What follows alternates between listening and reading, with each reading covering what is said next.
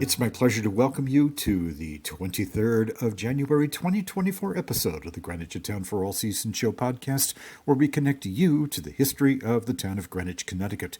My name is Jeffery Bingham Mead. I'm your host, a direct descendant of the 17th century founders of Greenwich, Connecticut, and as always, it's my pleasure to welcome you.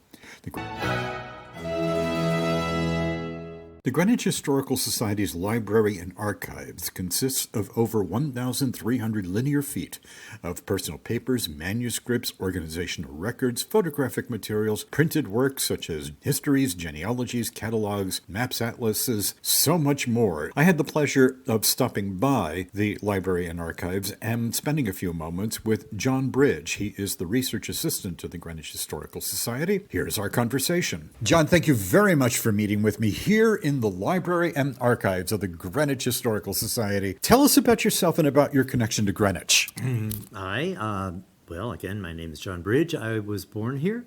My father was born here. My grandfather emigrated from Ireland to Greenwich, 1890. My grandmother and my mother was a Griswold, so she is from a long history in Connecticut. Oh, yes. From the Michael Griswold branch.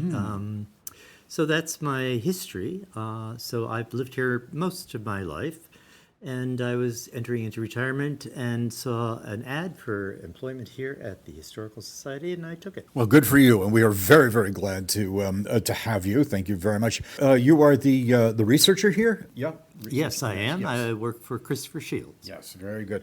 Now, the Historical Society offers research services, and I'm assuming, of course, that you would be a part of that.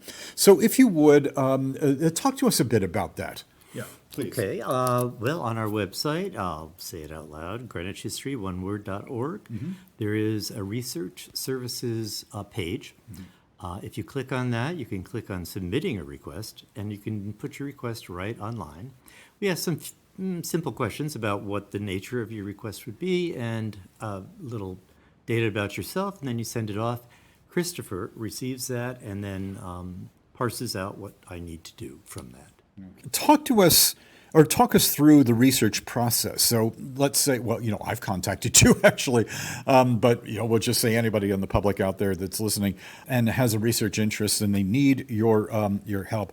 What could they expect from you? Well, they could call me directly. I do have a phone number that I'm sure you'll give out. And what I do is suss out exactly what it is you're looking for. It could be about your family, about your house, your location, the history of your neighborhood. Or it could be anything else about Greenwich history. That's what we focus on.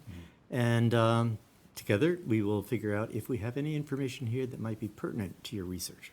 Okay. All right. Very good. So it has to be about Greenwich history. Obviously. Well, yeah, generally, yes. It is the Greenwich Historical Society, right? So, all right. All right. Now, I've had some very colorful, interchanges with you as well as Christopher Shields here, over the years and whatnot. But I wanted to get from you, if you would describe for us maybe a sampling of some of the research requests that you have received.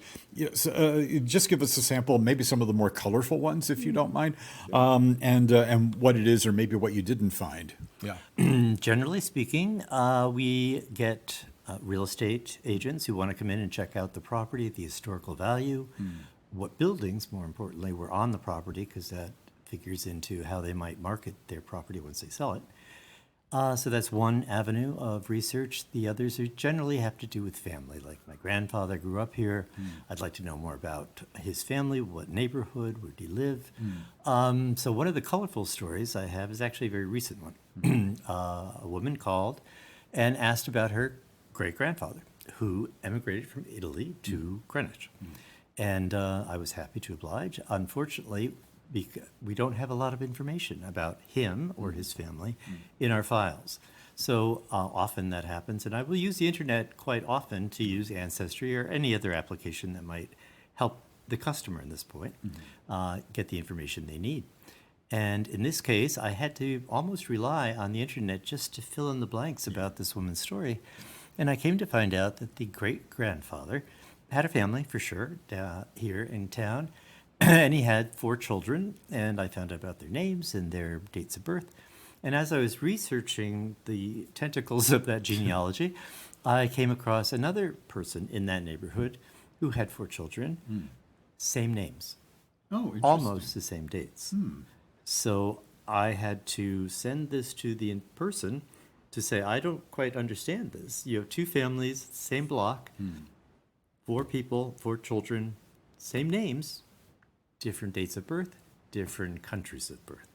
So I'm trying to sort that out. How did that happen on a census? Yeah, that is quite a coincidence to say the least. I want to tell you while we are conversing together on this. On the Halloween show that I did, we had that ghost story about the cemetery, and I have to tell you that you in particular were extremely helpful. I mean, especially when you sent me that photograph that was blown up, and it showed the gravestones in the original location of that cemetery that used to be over in the Field Point area. I was astounded by that, quite frankly, and the maps and things that you had sent me and everything else. So I really want to thank you for that, because really I was just totally amazed. Totally, a lot of my listeners, I had people that actually contacted me. So every time you take the train from Portchester to Greenwich, there's a certain point where it's like, I even have done this. It's like, okay, we just passed over the exact spot of that. I know it's strange, but yeah, people, they don't notice on this train. They're doing other things, which is fine. So really, you have been a total godsend about things like this, and so I'm really grateful for you, for Christopher, everybody here, for making not just your research services possible, but the outstanding results. We're learning new things about Greenwich history all the time. So as we conclude, I wanted to know if you could just summarize for us how it is that the public can contact you. Please go to the website. If you have a research request, you can do it that way. Or if you'd like to contact me directly, which is fine, it would be 203-869-6899, extension 21. Well, John Bridge, I want to thank you very, very much for spending a couple of minutes with me here in this wonderful library and archive.